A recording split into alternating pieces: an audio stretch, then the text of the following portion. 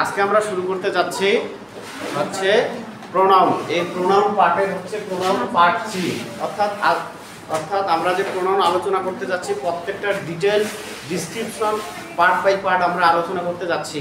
যে প্রোনাউন কি সেইটাকে নিয়ে দেখো, এই প্রোনাউনের মধ্যে আমরা পাইছি পার্সোনাল প্রোনাউন। এই পার্সোনাল প্রোনাউনে আমরা আলোচনা করতে যাচ্ছি আজকে যে কখন কখন ইট ব্যবহার করতে হয়। তো এই ক্লাসটি শুরুর পূর্বে যদি ক্লাসটি আপনাদের ভালো লাগে অবশ্যই ক্লাসটাকে শেয়ার করবেন, কমেন্ট করবেন, রিয়াকশন দেবেন এবং ফলো করবেন। তো শুরু করতে যাচ্ছি আমাদের ক্লাস, যে ইটের ব্যবহার, যে আমরা কখন ইট ব্যবহার করব।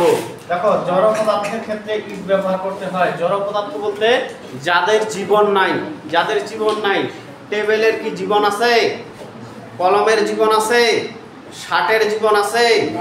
ফ্যানের জীবন আছে? সাইকেলের জীবন আছে? জুতার জীবন আছে?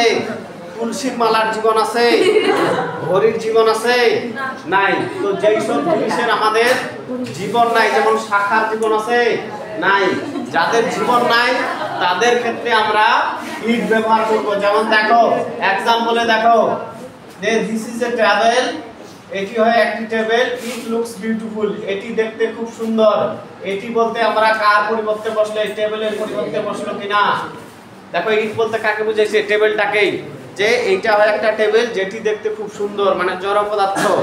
তাহলে দেখো, এবার জড় পদার্থ এরকম ভাবে থাকতে পারে আরো, যে আই হ্যাভ এ পেন, আমার একটি কলম আছে, ড্যাশ ইট ইজ ব্লু, এবং এটা হয় নীল। তাহলে কলমটাকে বুঝাইছে কিনা। এরকম আমরা আরো অনেকগুলো বাক্য তৈরি করতে পারি।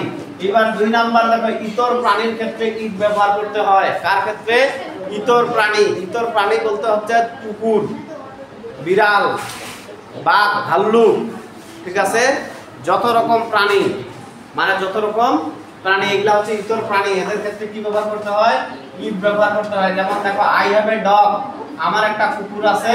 I love it very much, আমি এটাকে খুব বেশি ভালোবাসি। এটা বলতে কাকে? ওই কুকুরটাকে বুঝাইছে কিনা, কুকুরটা ইতর প্রাণী কিনা। আবার এরকম হতে পারে, tiger is a animal, tiger একটা পশু। ইট লুকস ভেরি কিউরিয়াস, এটা দেখতে খুব ভয়ঙ্কর। কিউরিয়াস মানে ভয়ঙ্কর। তো এটা বলতে কাকে বুঝাইছে? বাঘকে বুঝাইছে কিনা। তো ইতর প্রাণীর ক্ষেত্রে আমাদের কি ব্যবহার করতে হবে? ইট ব্যবহার করতে হবে। এবার শিশুর ক্ষেত্রে ইট ব্যবহার করতে হয়। শিশু অর্থাৎ ছোট ছোট যে ছেলে মেয়েরা, এখন দেখো যারা হাঁটতে শিখে তারা কি বুঝে? ওই মুহূর্তে ওদেরকে যদি একটা 5তলা ফ্ল্যাটে নেওয়া হয় এবং 5তলা ফ্ল্যাটের সামনে ফাঁকা, কোনো রলিং নাই, তার সামনে লাল নীল রঙের বল বা বেলুন ঝোলানো আছে, আর এই 5তলার উপরে, সে কি বুঝবে যে আমি ওখানে গেলে মরবো? না, সে দেখো যে ও ফুলটাকে বা বেলুনটাকে নিতে যাবে, কারণ তারও কোনো হুঁশ জ্ঞান থাকে না, কারণ সেও হচ্ছে ওই প্রাণীর মতো বা জড় পদার্থের মতো। তাহলে শিশুর ক্ষেত্রে আমাদের কি ব্যবহার করতে হয়?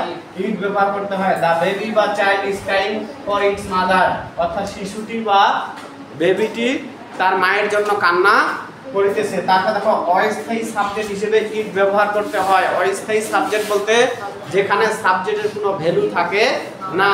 যেমন আজ গরম, ইট ইজ হট টুডে। তো ইটের কোনো অর্থ আসলে ইহা গরম এরকম আসছে? আজ গরম অস্থায়ী সাবজেক্ট। এরকম থাকে আজ খুব ঠান্ডা, it is very cold today, নাকি? আবার হতে পারে কি যে বৃষ্টি হতে পারে, ইট মে রেইন। এখানে দেখো ইহা বৃষ্টি হয় কি আছে? ইট মে রেইন মানে বৃষ্টি হতে পারে। তাহলে অস্থায়ী সাবজেক্টের ক্ষেত্রে আমরা ইট ব্যবহার করব এবং ইট ব্যবহার করতে হবে।